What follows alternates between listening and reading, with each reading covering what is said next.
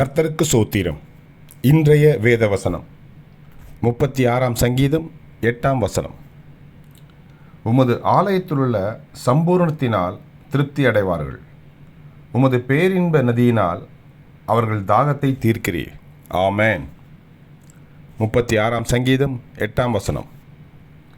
உமது ஆலயத்திலுள்ள சம்பூரணத்தினால் திருப்தி அடைவார்கள். உமது பேரின்ப நதியினால் அவர்கள் தாகத்தை தீர்க்கிறீர். ஆமேன். 36ஆம் சங்கீதம் 8ஆம் வசனம்.